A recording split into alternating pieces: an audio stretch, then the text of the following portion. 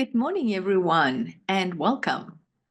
My name is Cindy Brehier. I am the Deputy Director for UCAR's Community Programs, SPS Center, and CPAESS program. I'm delighted to have you attend our CPAESS Discovery Seminar Series today.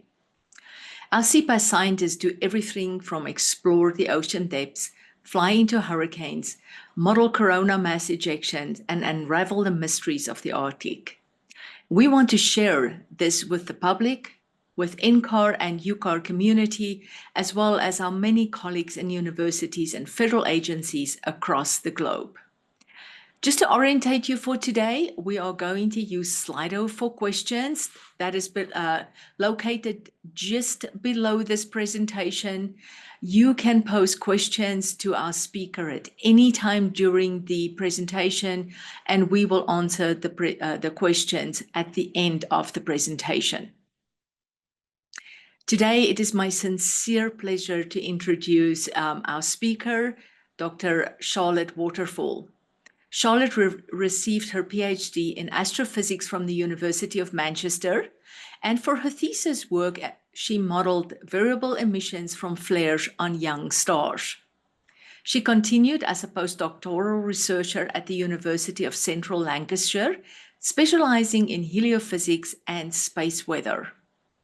Charlotte is now a NASA Jack Eddy postdoctoral fellow here at UCAR, doing research on energetic particle transport in widespread heliospheric event. Charlotte regularly participates in scientific outreach activities, from social media challenge to in-person events such as the total solar eclipse earlier this year. Today, Charlotte is going to speak to us on flares, storms, and space weather, tracing solar eruptions and their journey to Earth. Over to you, Charlotte. Thanks, Cindy. I hope everyone can hear me. I was just having some mild technical difficulties. Thanks for the introduction. So yeah, I'm Charlotte Waterfall. I'm a Jack Eddy postdoctoral fellow at Goddard Space Flight Center at NASA in Maryland. So yeah, today I'm going to be talking about flares, storms, and space weather, tracing solar eruptions and their journey to Earth. Okay, thanks, Dawn.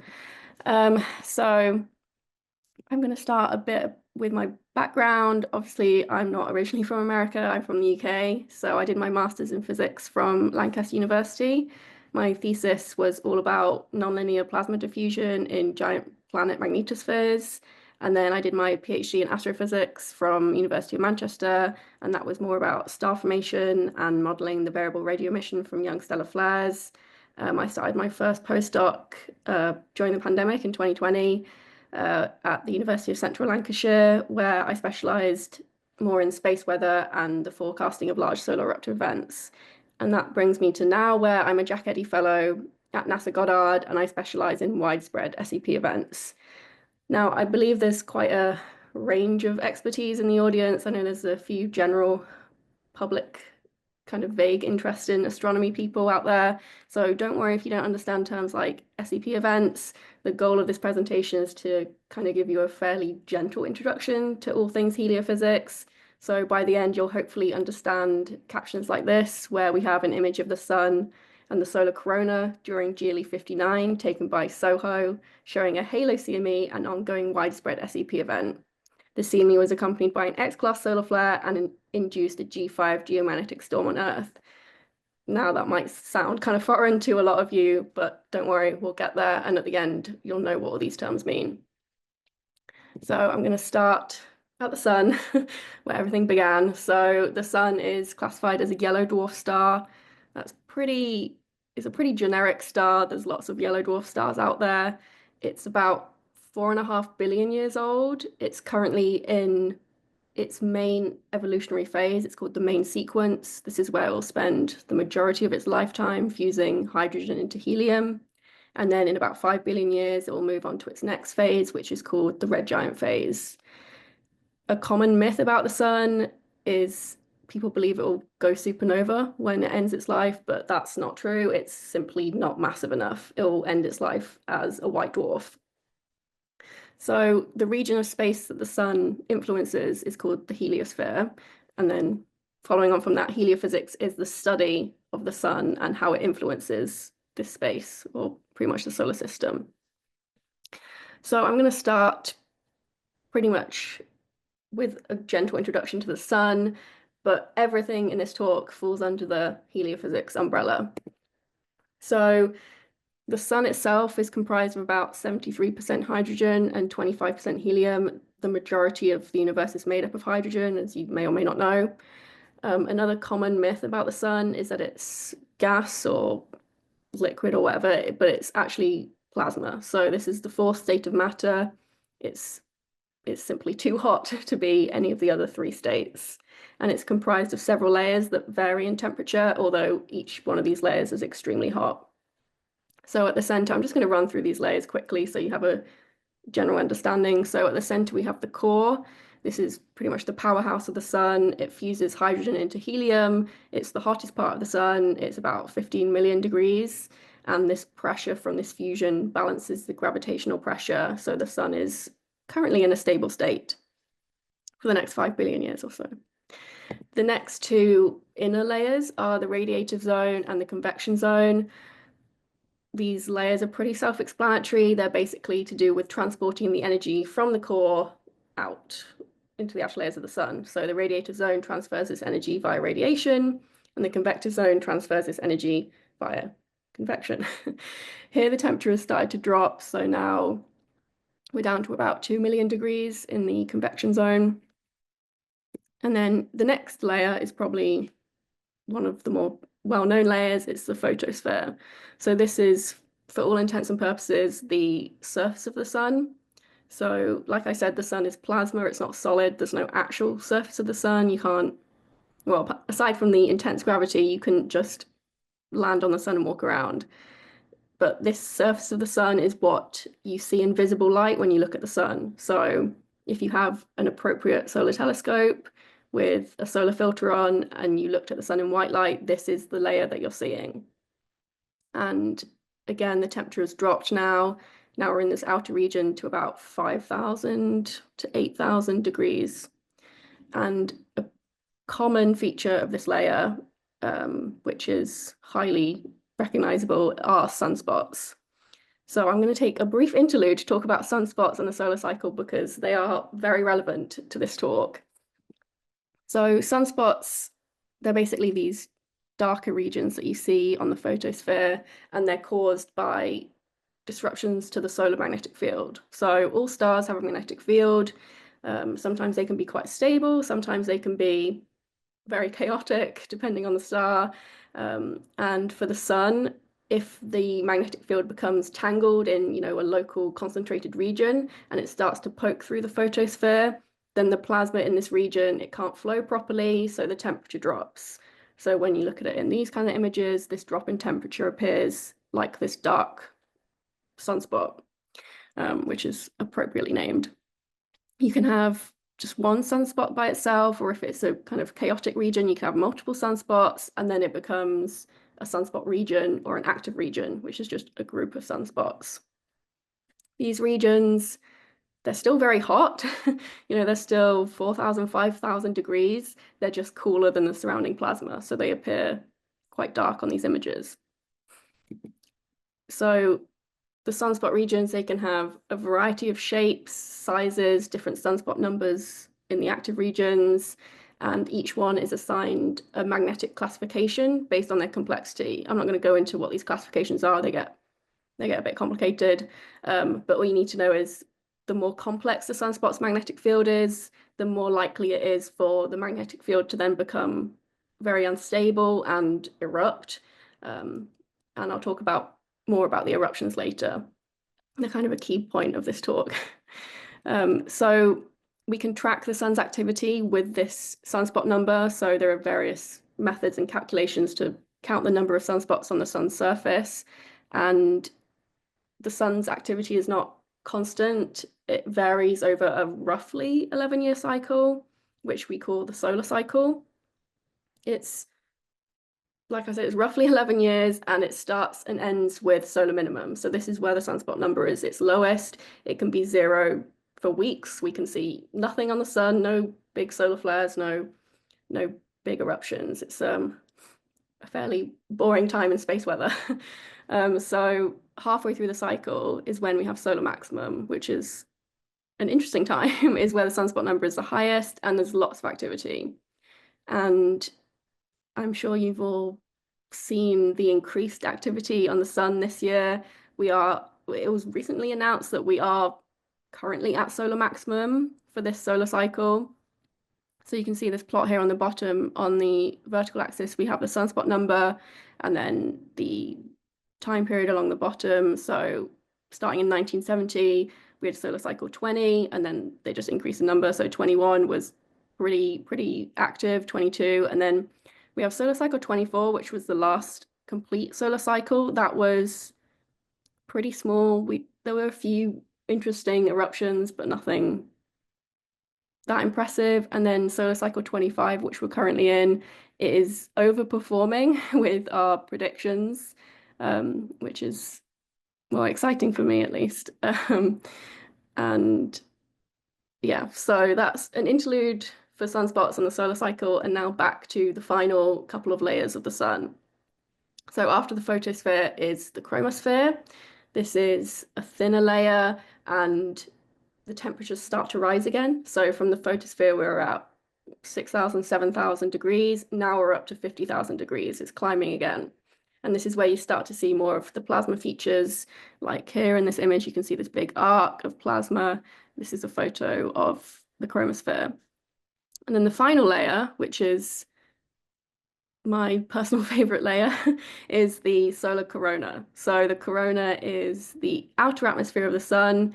It's what you see during a total solar eclipse. So if any of you saw the total solar eclipse back in April, then you will have seen the moon pass in front of the sun and this kind of very tenuous atmosphere around it, which is the corona. Normally we can't see that looking at the sun with our eyes. So the corona is, like I said, it's very, very tenuous, and it extends millions of kilometers into space. The most interesting thing about the corona is the temperature rises to over 1 million degrees, which is, if you're going to ask me why it rises like that, it's currently a very open and outstanding problem in solar physics. It's known as the coronal heating problem.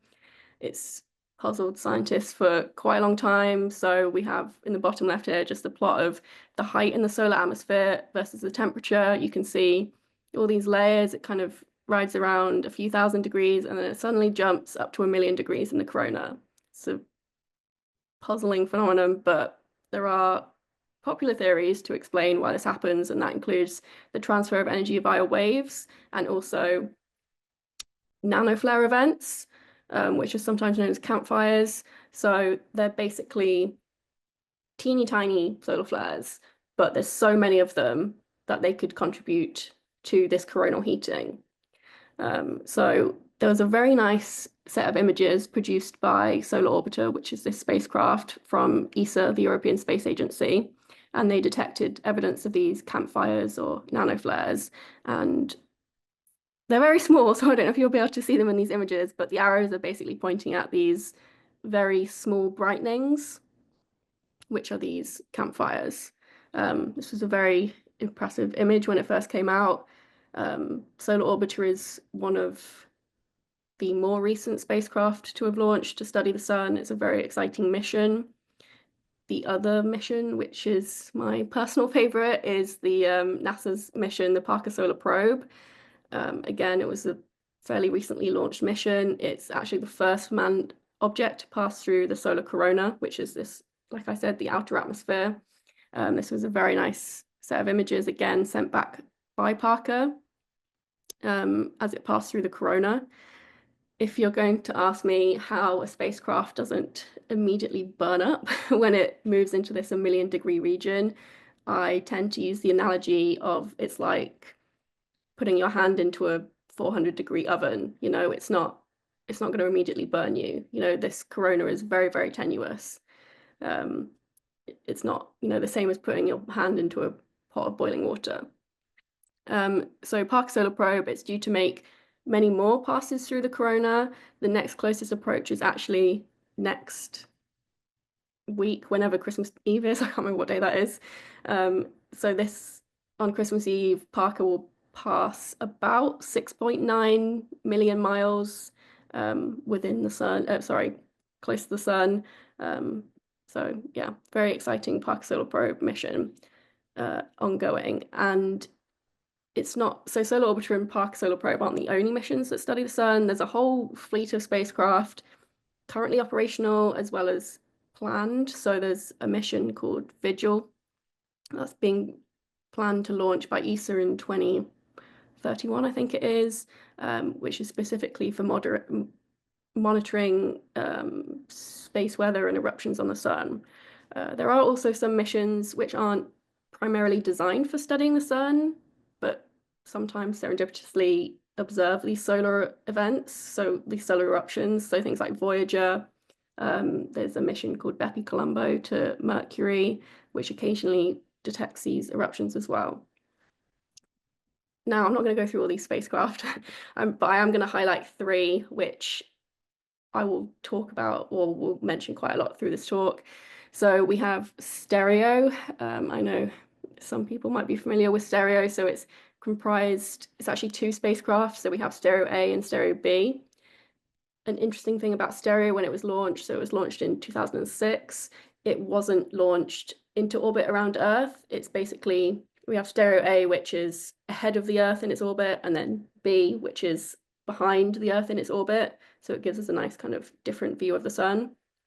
However, we notably lost contact with Stereo B in 2014. So no data from that, unfortunately, but Stereo A is still widely used. I use it pretty much every day in my work.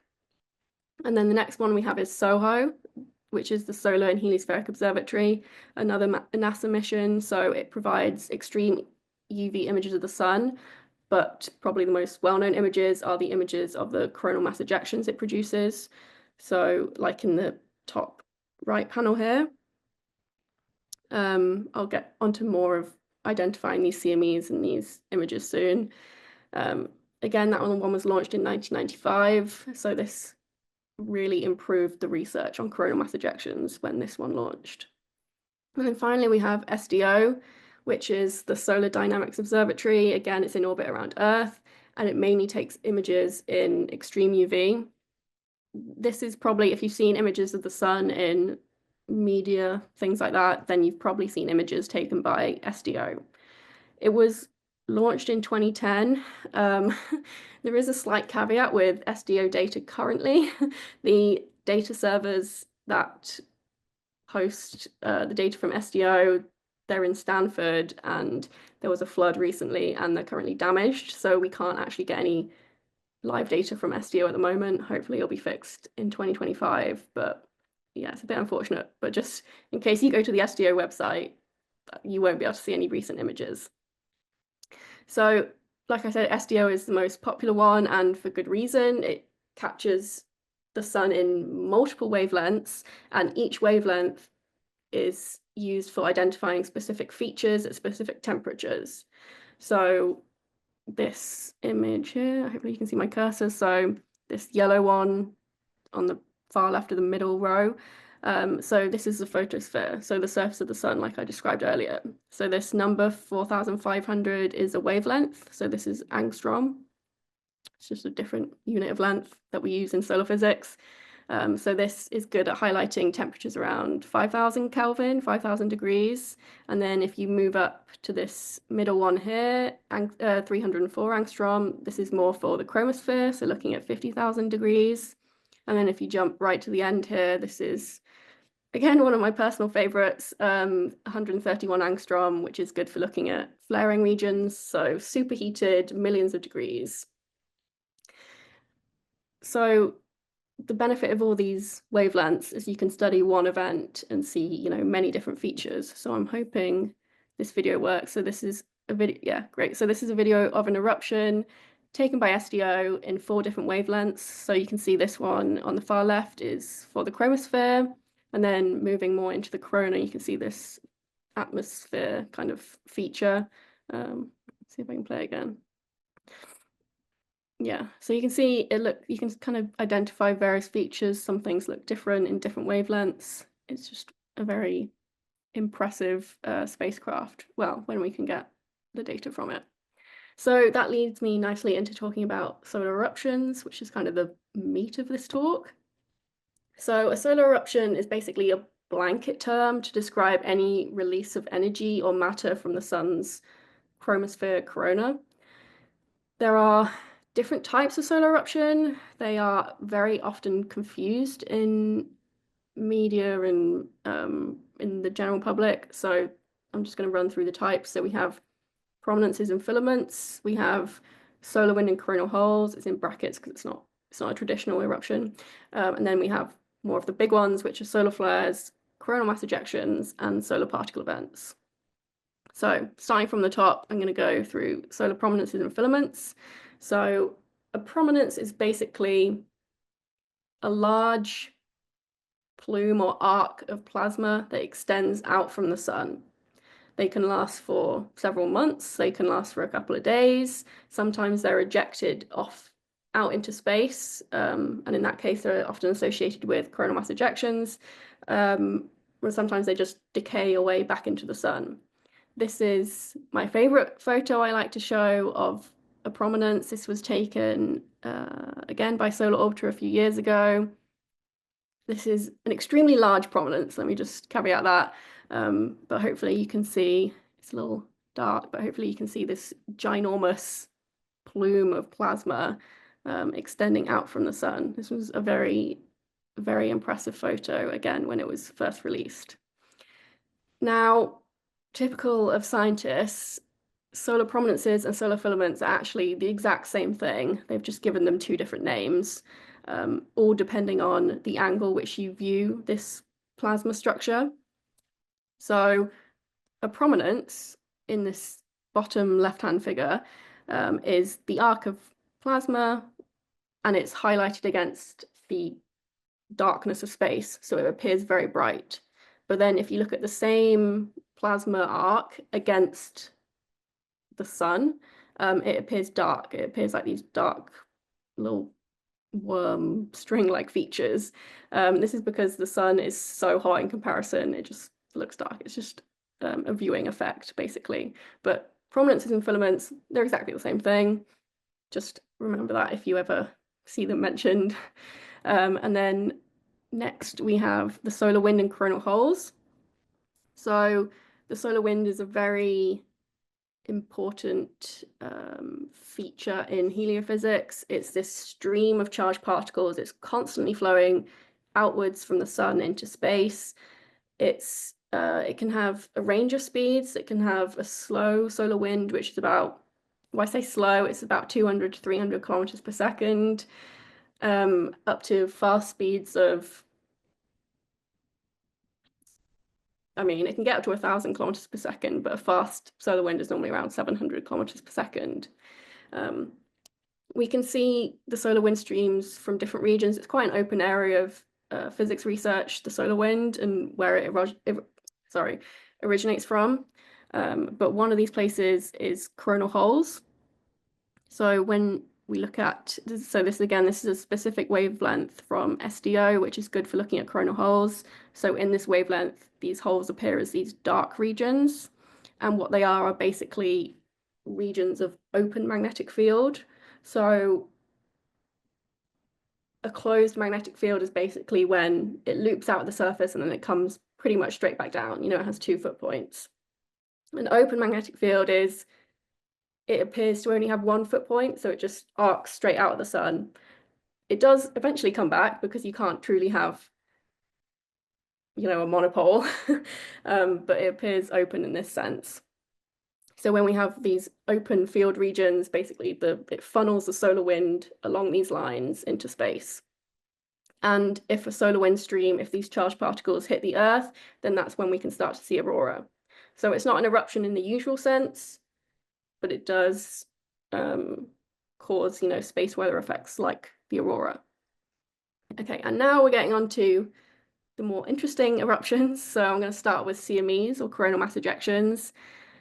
These CMEs, they're basically they're similar to prominences, however, they are a significant and sudden release of a large amount of plasma and magnetic field into space. So it's, you know, 1 billion plus tons of matter released in a very short amount of time, very explosively. And like I said before, they're captured by SOHO in these kinds of images, and they're kind of seen as bubbles being blown out from the sun. So in these images, you have the sun, because it's so bright, it's obscured by an occulting disk on board SOHO. So we can just nicely see the CME outline. CMEs, because they're matter, you know, they're plasma and charged particles, they can travel as fast as 3,000 kilometers per second. That's kind of like the upper end of these very large CMEs. A more normal medium-sized CME would maybe be 1,000 kilometers per second or less. They generally arrive at, well, if they're pointed in Earth's direction, they'll generally arrive within a couple of days. However, if they do hit the Earth, these can have pretty significant space weather effects, which I'll come on to later. So a common thing, if someone mentions a CME in science, they'll also mention its width and its speed. I've already covered the speeds. So the width is basically how many kind of angular degrees around the sun that these CMEs reach. So in the top panel here, you can see it's kind of limited to this region. You know, it's not all around the sun. If it extends in, you know, 360 degrees, like in the bottom panel here, it's known as a halo CME because it has this halo appearance, you know, expanding out from the sun. Now, the thing with halo CMEs, they can either be pointed towards us or away from us. Again, this is a viewing angle situation like the prominences and the filaments. So if you have a CME erupting on this side of the sun that's facing us and it expands out in all directions, you know, that's coming straight forward. However, if you have an equivalent CME on the opposite side of the sun and it expands out in all directions, that will be going away from us. But it will still look like a halo CME in these coronagraphs. But there's other measurements and things we can do to see which way it's traveling. Notably, there was a very large CME that erupted behind the limb in 2012, which if it had been directed towards us, it would have been, well, we don't know the true effects, but it's theorized that it could have been very devastating to, you know, technology and things like that on Earth. So next we have solar flares, which they are not the same thing as CMEs. However, they get confused again in media quite a lot. So a solar flare is a sudden release of electromagnetic radiation. So this is basically light. So radio and X-rays are the common things that we see released in solar flares. We also see gamma rays in the more extreme flares. This is again a nice image from SDO. Like I said, you'll be seeing these SDO images a lot. Again, this is one of the wavelengths more designed for looking at flaring activity. You can see it here as this kind of sharp spike of light. So the radiation from these flares, they reach Earth within 8 to 9 minutes because it's traveling at the speed of light. So this is obviously this is what gets confused in media. So people say, oh, there's a CME and it's going to reach Earth immediately. No, the CMEs are the release of matter. It takes a couple of days. So flares are the release of radiation, electromagnetic radiation, and they reach Earth within a few minutes. So we categorize these solar flares based on their X-ray flux. So we measure the intensity of the X-rays that are produced in the flare. And we have 5 classes of flare. So we have, starting at the smallest, we have A, B, C, M, and X. There's also usually a number after one of the letters. So you might have seen like a M7 flare or something. So in each after each letter, it goes from 1 to 10. So once it gets to, say, C 9.9, the next one would be M1. However, with X, it's kind of an open-ended class. So you can have, if you have anything larger than the next 10, then it just gets tacked onto the end. So you can have an X20, an X30, although I will say those are, we've never seen an X30 in modern records anyway. So the X-class flares are the largest and the most rare. We've seen a few this year. You know, we see a lot more X-class flares closer to solar maximum. The largest flare we have in modern records is an X28, which was during the Halloween superstorms in 2003. I don't know if anyone remembers those. They were very impressive. Some of the flares in May of this year were also large X flares. Again, very impressive. But yeah, solar flares and CMEs is my main thing I want to express with this talk, is that they are not the same thing. They don't have to actually occur together. So solar flares and CMEs, you might get a CME, you might get a solar flare. They don't have to occur at the same time. However, the largest solar flares tend to be followed by a large CME as well. And for the most extreme solar eruptions like this, when we see both a solar flare and a CME, we also tend to see what is known as an SEP event. So these are solar energetic particles. This is basically when the eruption has taken place, it accelerates particles, usually protons, electrons, some ion species, up to very, very high energies, so close to the speed of light. These are relativistic particles, and they can reach Earth in minutes to hours. These are quite significant space weather events. They are rare. They are a lot more rare than an X-class flare, say, because you need specific conditions for them to occur, really. So it's hard to kind of, you can detect them in data. You can see proton intensities suddenly increase, but in the images directly, you mainly observe them via the noise in the images. So on the left here, we have an SDO image, you have the flare, and then I don't know if you're able to see, so shortly after you get this kind of speckled noise effect, which is the energetic particles hitting the detector. This is a lot more obvious in this second set of images from SOHO. So this is before the eruption. This is after the eruption. You can kind of see the halo CME here, and the noise of the energetic particles again. So like I said, they kind of need specific conditions under which to occur. This is generally, you know, a large greater than M class solar flare accompanied with a fast greater than 1,000 kilometers per second coronal mass ejection. And also to observe these SEPs on Earth, the eruptions tend to be from the west hemisphere of the sun. So the west-hand side of the sun is actually the right-hand side as you're looking at it in these images. So it's this side. And basically the reason that these SEP events tend to come from the west is again all to do with the solar magnetic field. So the solar magnetic field spreads out through the solar system away from the sun. However, the sun is constantly rotating. So the magnetic field gets kind of twisted up into this shape in the top right, well, bottom right as well. It's this spiral shape, and it's known as the Parker spiral, after Eugene Parker, which is also Parker Solar Probe. So the magnetic field acts as a kind of channel for the energetic particles. So when you trace one of the Parker spiral magnetic field lines from the Earth back to the sun, this best connected field line actually originates in the west here on the right-hand side. So this is the most efficient way that these particles get from point A to point B, is from an eruption in the west.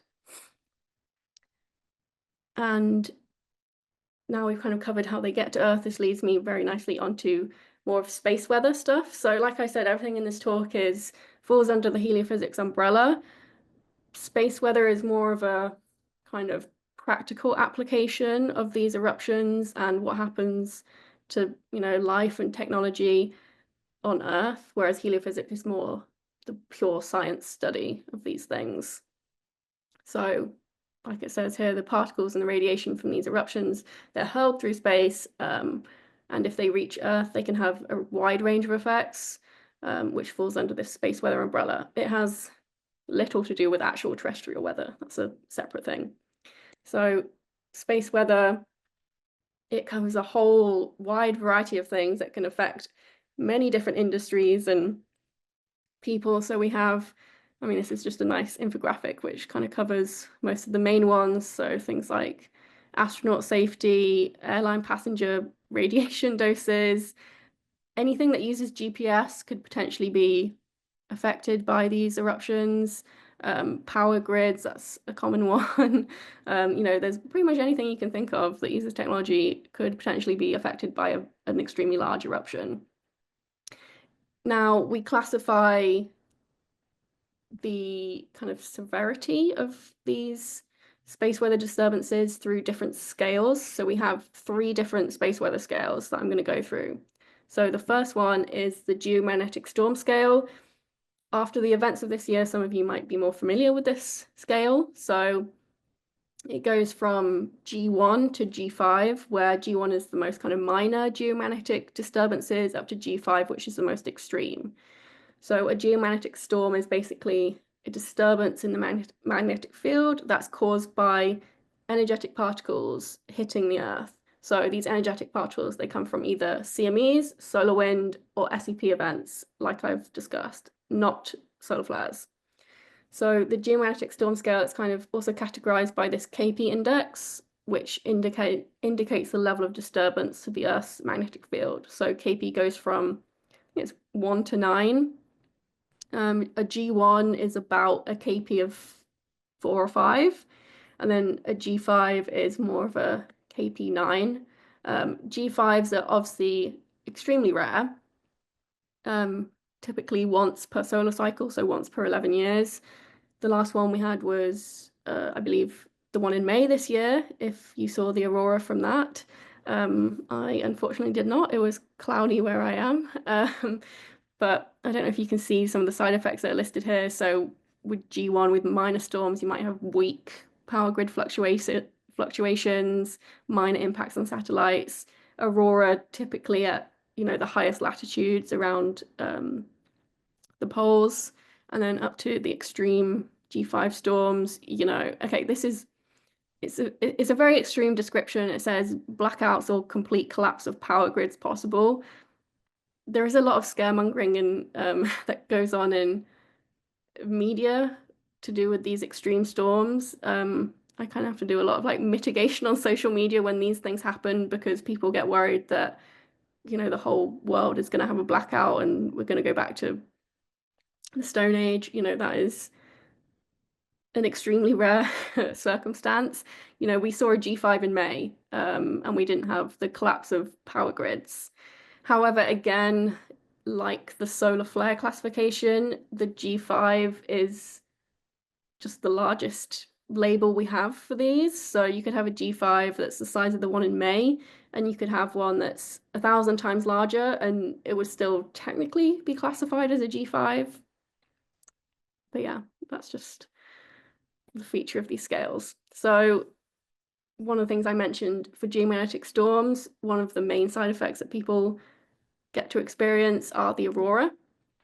So the aurora caused, like I said, by these energetic particles being funneled along these field lines from the sun towards the Earth. And the Earth's magnetic field is the most open and, available to receiving these particles at the poles.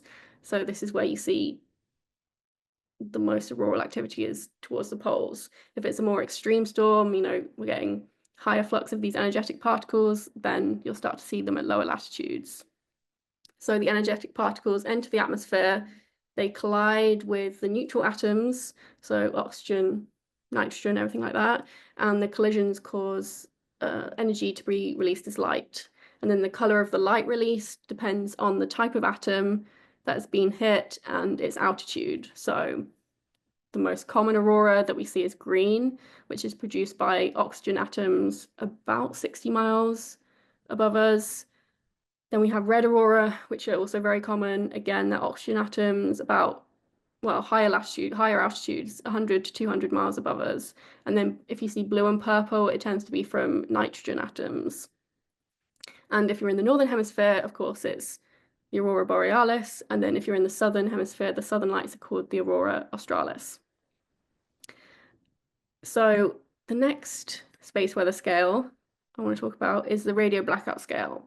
And this one is to do with solar flares. So this one is to do with the radio emission from a solar flare hitting the day side of the Earth. Again, the side effects tend to sound quite extreme.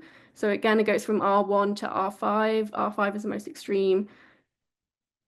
People think like their phones will suddenly switch off and not work. This is not the case. Most of the effects from radio blackouts aren't noticed by the majority of people, and they tend to pass quite quickly, as the Earth rotates into the night side. It mainly affects, high frequency radio communications around the poles, or for maritime people. I know ham radio operators, might be a couple of you in the audience, will also might notice disturbances there.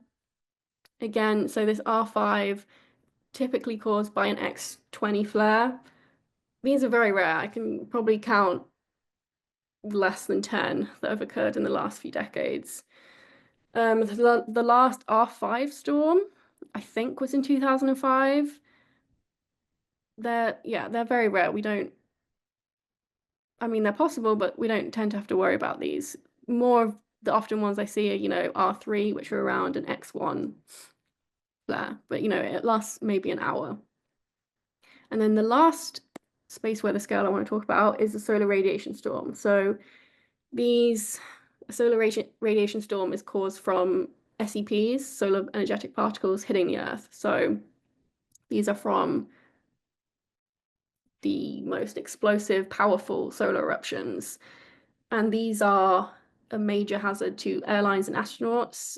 Some of the side effects here, again, it goes from S1 to S5. The most extreme side effects are, dangerous doses of radiation to astronauts. Air crew, satellites may be rendered useless from this, huge influx of energetic particles hitting them. But again, I want to stress that I don't think there's been an S5 in my lifetime. I think there was an S4 which is severe here, in 1991. I think that was the largest one in recent memory. These things are very, very rare, and there obviously are mitigating things in place for astronauts. They have shielded regions in the ISS they can go into, things like that. One thing about the SEP events and the solar radiation storms are if the particles are energetic enough, so generally greater than 300 MeV in energy, they are capable of reaching ground level on Earth. And in that case, these events are now known as a ground level enhancement or a GLE event. So like I said, GLEs are associated with the largest solar particle events. Basically what happens is these high energy particles, typically protons, they hit the Earth, and then there's some chain reaction, and then neutrons are detected at ground level. So you might have heard of neutron monitors around the world. This is what they're detecting, and cosmic rays. So again, don't need to worry too much about these. These are very, very rare events. Only 74 have been recorded since the 1950s. I've been giving this talk for a few years, and only recently has it increased to 74 GLEs, because the last one was the event in May, which is now known as the Gannon storm. Very impressive event. I've mentioned it a few times. I'm sure some of you saw it. So, oh yeah, is this right? Yeah. So in the top here, we have a image of the active region that was responsible for this May 2024 Gannon storm. You can see the active region is very large. There are lots of sunspots. And then these are, I've just let this video run. These are all the CMEs that we saw in this time period. You can see SEPs here, the particles hitting the detector. You can see the sun blowing out these bubbles. These are all CMEs. This is about a 4 or 5 day range, this entire video. It was a very, very exciting couple of weeks in work. But this was by no means the most exciting event we've ever seen. I'm just going to quickly go through a couple of my favorite space weather events. So in May of 1967, there was a very, very large solar flare, which happened to occur during the Cold War.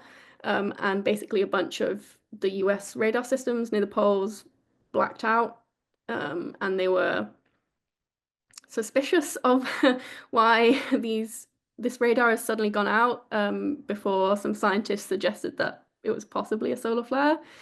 And then this was confirmed when the Earth rotated out of this radio wave onslaught, and the radar systems all came back online. The next one, which I think is very interesting, is in August 1972, there were multiple very large solar flares and CMEs, and the geomagnetic disturbances from the geomagnetic storms that were caused were large enough to detonate hundreds of sea mines. I think somewhere in the Pacific, I think it was. All these events have, there's lots of stuff online, you can read about them, which I encourage you to do if you're interested in this. March 1989 is one a lot of people are familiar with. It was, again, a G5 geomagnetic storm that caused a 9-hour power cut in Quebec. It's quite a famous event. It was associated with 2 large CMEs and an X-15 flare. However, again, if you're taking this in, it wasn't the flare that caused the power cut, it was the CMEs, so the energetic particles disturbing the power grid. And then I've mentioned before the October 2003, the Halloween superstorms. Lots of people remember those. Multiple very large CMEs and X-class flares. The X-28 class flare I mentioned before, this is part of that group. It caused actually 3 GLEs, 3 very large GLEs, and a G5 magnetic storm.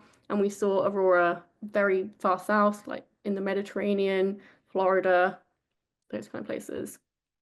And then the last one I have on here is the February 2022 event. This was a pretty uninteresting geomagnetic storm. It was only a G1. However, it caused the failure of multiple SpaceX satellites. So they couldn't reach orbit.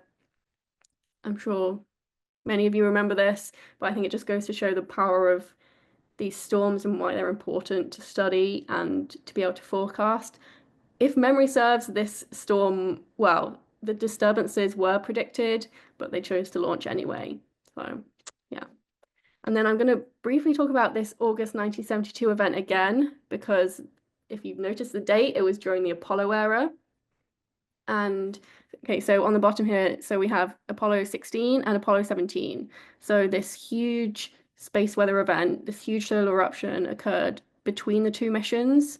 But if there'd been an astronaut on a spacewalk during this time, they would have received an incredibly high dose of radiation, which could potentially have been fatal, or at least made them very, very sick.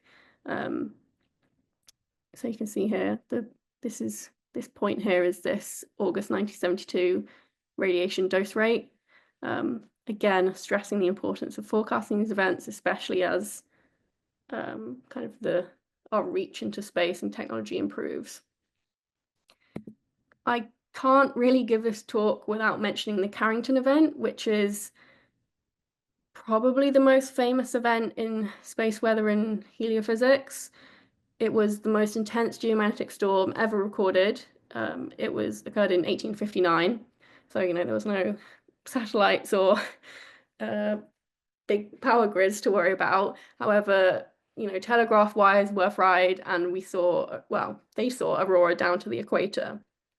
It was likely associated with a greater than X50 class flare, which is, hopefully I've put this into kind of perspective, that an extremely large flare and an extremely large, fast and large CME. An estimated energy release of 10 billion megaton nuclear bombs required to create these kind of effects. And like I said, a similar storm today would be devastating to satellites and technology.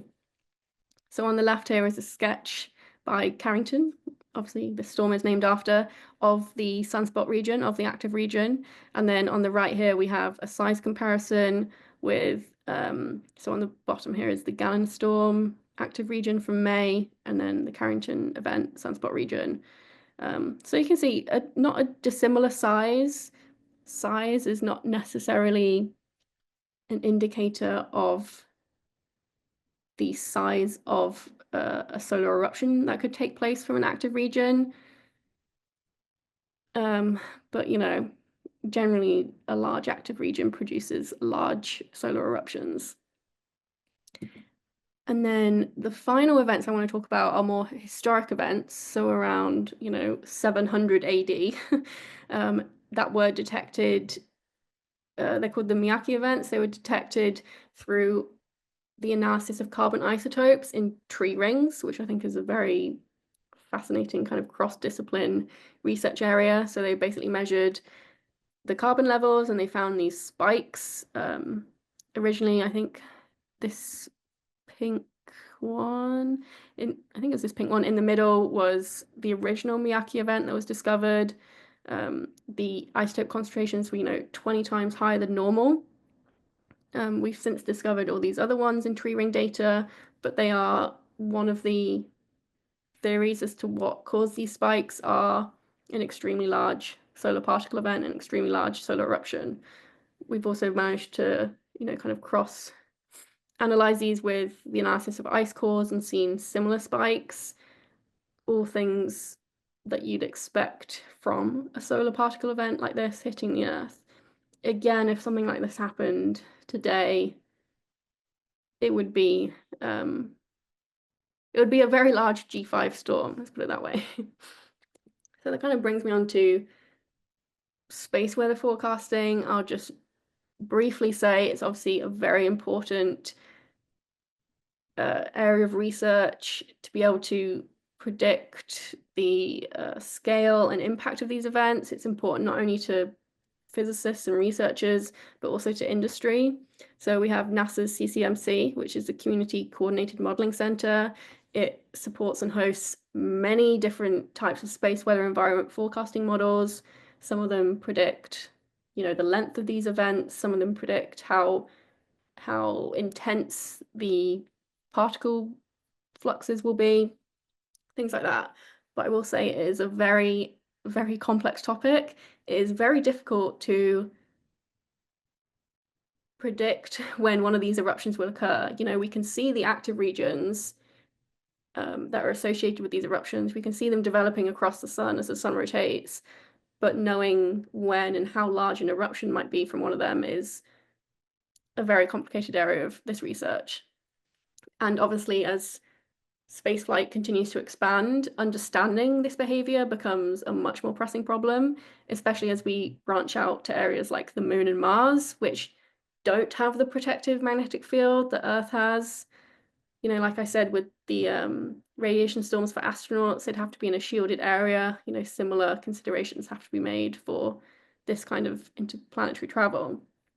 Which brings me nicely on to a short interlude about my research. So I work on analyzing and modeling widespread SEP events. So these are basically the most powerful SEP events, the largest eruptions, which can be seen at multiple different locations in the heliosphere. So they're widespread. So I'm looking at questions like, how do these particles reach these locations? What influences their transport? Why are some events stronger than others? And I've talked about all the different spacecraft. It's really a great time to be studying these widespread events, just because there's so many different spacecraft available to collect the data for us to analyze. So on the left-hand side here, again, the Gannon storm, May 2024. This is a kind of top-down view of the sun in the middle and the locations of a bunch of different spacecraft and observers. So 2 here is the Earth, is us. 1 is Stereo A, which I mentioned before. 3 is Bepi-Colombo, the mission to Mercury. 5 is Solar Orbiter. 4 here is Parker, and then 6 is Mars. So we have data from all 6 of these sources, so we can build a very nice view of these events now to really kind of further our understanding and our forecast models of them. Now, okay, the next thing I have I don't know if I have time to go through it. It's basically the UK National Risk Register and how much of a risk these the UK deems these space weather events to be. Okay, I'll go through it because it's interesting to me. So on the bottom axis here, we have the likelihood of the events. So, here is on the right-hand side is, common events, and on the left is rarer events. And then on the left-hand side, on the vertical axis, we have the impact. So up here would be very significant events. So the UK deems a severe space weather event as kind of in the middle here, not that likely. The impact would kind of be mediocre. And in comparison to other things, so the UK deems pandemics, the impact extremely high, as we've seen, but not that likely. Similar likelihood as a severe space weather event, but a severe space weather event just as impactful as things like heat waves, storms, a large volcanic eruption, and then more socially the infrastructural transport attacks, things like that. I will say things like the Carrington event or a truly damaging space weather event, we're looking at probably a 1 in 100 to a 1 in 1,000 year likelihood. So they definitely need to be considered, but don't lose any sleep over them happening. Yeah. So just briefly, I like showing what the sun's up to today. So usually I'd have nice images from SDO, but due to the flooding, I can't, unfortunately. So this is a image in white light of the sun today, in visible light. So we have 6 active regions here, which are these numbered regions. You can kind of see there's no huge sunspot groups. However, there are 88 individual sunspots. These 2 active regions in orange here, they're the most active today. Although that being said, there's only a 1% chance of an X-class flare today. We are still in solar maximum, but it doesn't mean it has to be a constant level of very high activity. Around the highest sunspot numbers we see are, maybe 300 sunspots a day, but this is very rare. This is the upper end. But I will say, as we slowly move out of solar maximum, which will take a year or two, it's still a great chance if you want to see the aurora to go and see them right now, to book a trip and hopefully see them. So yeah, not much going on this side of the sun. However, on the far side, we have seen some very extreme coronal mass ejections in the last week or so. None of them have had a huge effect on Earth, no like massive geomagnetic storms. We can sometimes be affected by these far side events, but they'd have to be very, very large. However, hopefully, so the sun is going to rotate kind of this direction over the next few days, and we might, if these active regions are still there, we might see them rotate into view soon. So we could potentially see some more activity in the next couple of weeks. So this is just a nice summary slide. I'm kind of drawing to a close here, about the 3 main kinds of eruptions I've talked about. So we have solar flares, CMEs, and the solar particle events.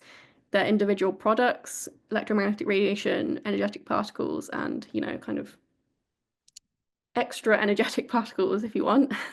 The speeds which they travel, and so 0.9 c just means 0.9 times the speed of light in this case, and then how long they take to reach us, and then their effects. So these basically correspond to the 3 scales I was talking about. So we have the solar radio blackout scale. For solar flares, we have for CME, we have the geomagnetic storm scale. And then for the solar particle events, we have the radiation storm scale. And then again, just 3 images which kind of nicely show these 3 events, the flare, the CME, and the solar particle event. So I'm hoping now if we revisit this slide, you'll kind of be a bit more familiar, hopefully, with these terms. So this is exactly the same one I showed at the beginning of the talk. So the solar corona, you now know as this kind of outer atmosphere of the sun. Talked about GLEs as these ground level enhancement events. This was GLE 59, which was the Bastille Day event, if anyone remembers that, in July 2000. It was taken by SOHO, which is one of the spacecraft we've talked about, the Halo CME, this 360-degree view, the widespread SEP event, so it was detected energetic particles at multiple locations. It was an X-class solar flare, the largest type of solar flare we can have, and it induced a G5 storm on Earth, which again, the largest class of storm we can have. So I'm just going to show my last couple of slides here, which are space weather and solar heliophysics resources that I use pretty much every day. So we have SWPC, the Space Weather Prediction Center, which is run by NOAA. This is a great all-rounder for, daily summary plots from SDO and SOHO here. Also shows the auroral oval, the KP index, the geomagnetic storm kind of predictions. And also it has a lot of other kind of more basic info on space weather. You can also sign up for alerts on this website for storms and particle events and things. Then we have spaceweather.com, which is a good all-rounder. It has a nice summary every day of the previous 24 hours activity, and it has a nice archive as well, so you can go check out what the sun was doing on a specific day. Similarly, Space Weather Live, it has a very nice archive as well that goes back to 1996, and it has very good information on current solar and auroral conditions. It also has nice information on things like the top 50 solar flares or geomagnetic storms we've seen.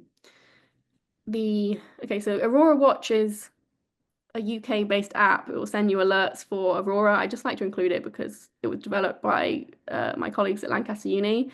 There are Aurora notification apps for pretty much whatever country you want. There are lots of US-based ones. You can just Google it, or you can sign up for alerts via SWPC. Also, HelioViewer is a tool I very much like. You can look at the sun in different wavelengths. You can put in the Earth for scale. Again, you can choose any date you want. These are all resources available online. You can also go to the individual spacecraft web pages, so SDO and SOHO, and look at what the sun is up to on there. And then if you're really, a sucker for punishment, you can go on my social media pages. I have an Instagram and a TikTok where I talk about space weather events and also kind of my general postdoc life. And so I promise this is my final slide. So just a resource I was introduced to recently, which I think is it's just an excellent resource. It's called NASA's Eyes, or Eyes on NASA. And you can basically choose eyes on the solar system, eyes on asteroids, eyes on the Earth, or eyes on exoplanets. And each one is a very kind of interactive view of that thing. So for the exoplanets, it has pretty much every exoplanet that's been discovered and facts on them. And then eyes on the Earth is recent satellite data like this, or views of the Earth. Eyes on asteroids is pretty self-explanatory. And then eyes on the solar system as well. This is just a snapshot from that. This is the Parker Solar Probe. You can kind of play a video of its trajectory over time. But yeah, I think that was my last slide. So thank you for listening. And if you have any questions, please let me know. Thank you so much, Charlotte. That was an awesome talk. We are going to jump right into questions because they have been piling up while you have been speaking. Our first one is a two-parter. How solar flares can cause, I think it's how do solar flares cause geomagnetic disturbances is the first part. And then the second part is why are some strong X-ray flares didn't cause significant disturbances? So So a solar flare is the release of electromagnetic radiation, so it won't cause a geomagnetic disturbance. That's from the energetic particles from things like CMEs. Some flares, if it's a giant flare behind the limb, on the other side of the sun, it has to kind of be in view of the Earth. So the radio waves have to be able to, travel towards the Earth. Otherwise, we're not going to see any effects from that. I can't remember what the other part of the question was. I've now forgotten it. it says, why do some strong X-ray flares I guess they don't cause significant disturbance? Yeah. It's mainly, well, they all cause their own disturbances, but it's a very complex environment in space. It's not just these things can travel from A to B. Sometimes there are things, especially in the case of CMEs, you might have sometimes you can have CMEs that are already in space, and then another one comes along and there's an interaction, and then there's all sorts of things that can impede their travel. Okay, excellent. Are different types of activities on the sun, prominent CMEs flares, associated with different effects on Earth's weather? And is there a seasonal pattern that helps predict the sun's behavior? So generally it doesn't the sun the eruptions don't affect the terrestrial weather. I've seen some research to do with kind of lightning effects from ionization in the atmosphere, things like that. The um the sorry I've forgotten No, no, no. what So the the question was second again. one, is there a seasonal pattern that helps predict Yes. the sun's behavior? So there is so when you have the solstices, the equinox, so you have the spring and the autumn one, those are generally times when you'll see more geomagnetic activity in aurora, just because the orientation of the Earth is kind of favorably angled to receive these particles from the sun. So that's kind of a seasonal variation. We saw a lot of aurora around the autumn equinox this year, which was very nice. The next spring one, again, during solar maximum, it'll be a great time to see some aurora. Excellent. And then we have a very illuminating talk. Is there a way to use solar winds or the Parker spiral to travel the solar system, or perhaps use them for energy? That's a very abstract question. I mean, I don't think so. The solar wind is kind of it's it's kind of like space weather. The term, it implies some sort of weather, but it's not actual weather. The solar wind, it's not, a wind that's blowing through space. It's just kind of a word that's used to describe this flow of energetic particles, but it's not necessarily something that can be used as a roadway to travel through space. Understood. Yeah. Our next question is, post-CME, is there a significant time differential between first electron / negative ion detections versus first proton / positive ion detection from differences in ion mass? Yeah, so electrons are generally seen first, and then we see the protons. So it's a good, I mean, it's not a huge time difference, but generally we'll see the electrons. And then it asks, if so, does this have any tangible effects? I mean, it helps the forecasters if we see the electrons first. There are the thing with some of this data is the spacecraft are observing it, but it'll take months to process the data to be used in these things. The availability of real-time data is a bit of an issue in space weather forecasting as well. With the CME data, there is a lag on it as well. I mean, there's a lag on pretty much all of it because it all has to travel at the speed of light to get to us. So, yeah. Okay.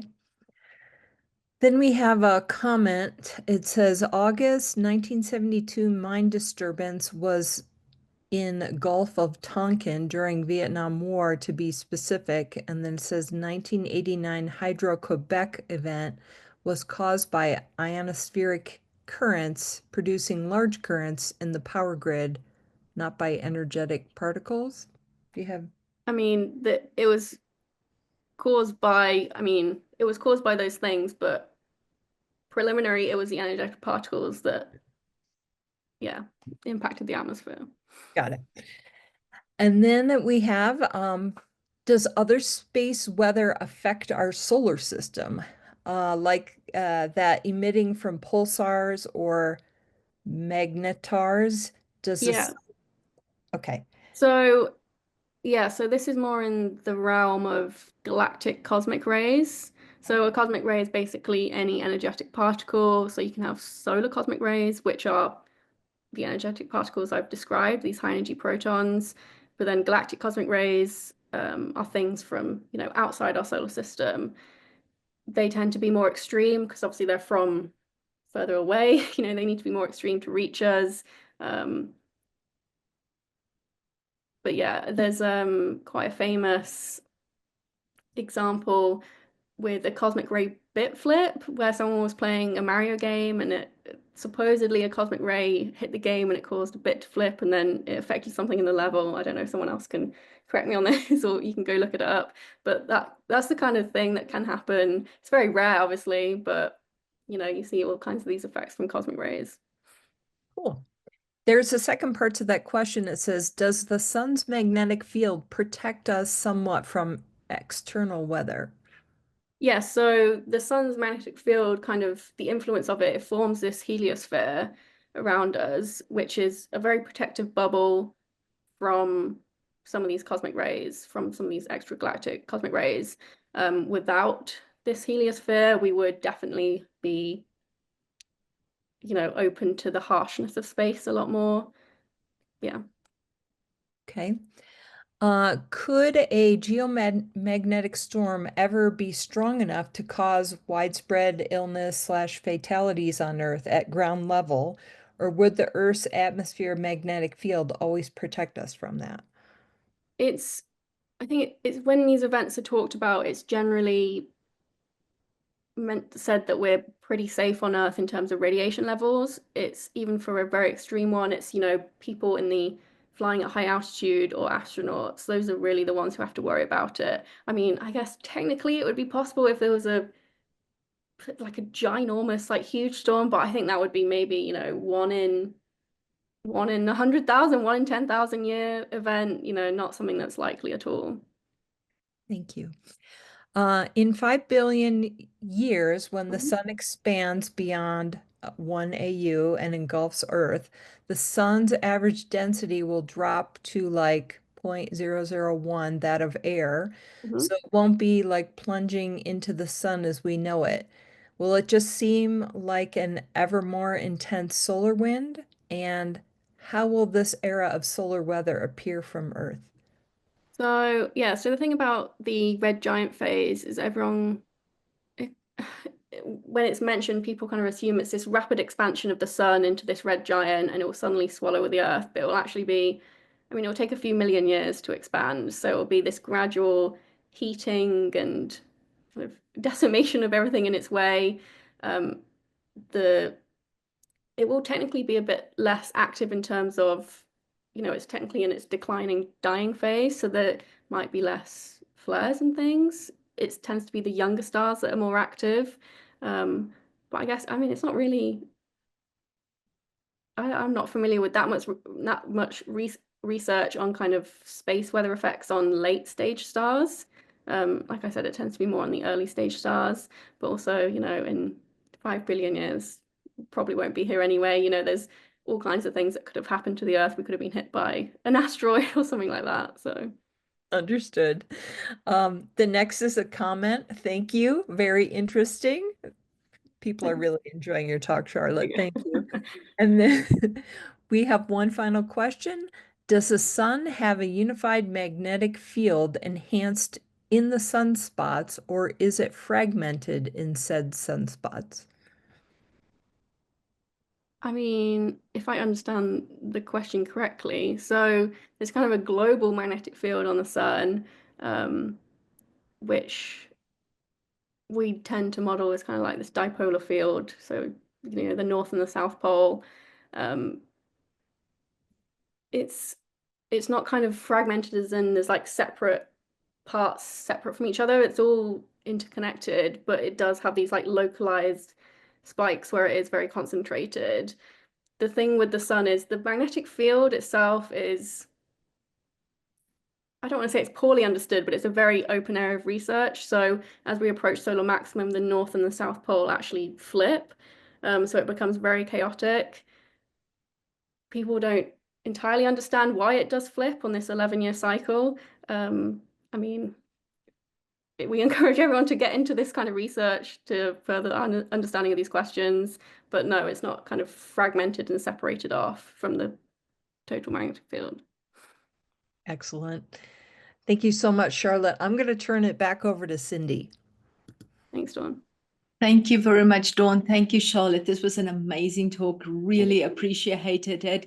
And from all the questions, clearly the audience has also appreciated. Thank you very much for taking the time to share your science with us. I also want to take the time to thank our multimedia as well as our CPAESS staff for putting this on in the background and making sure that everything worked smoothly. And before we switch off, I also want to let everybody know that our next event will be on February 19th, which would be Rachel Cabral. She is a CPAESS communications specialist, and she's going to talk to us about her exciting trips on one of the NOAA vessels and the communication and education work that she has done in that.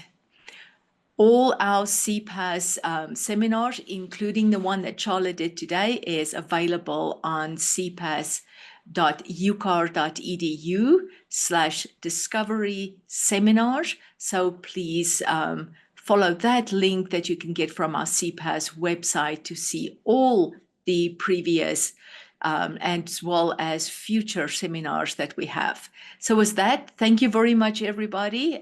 We really enjoyed it, Charlotte. Thank you.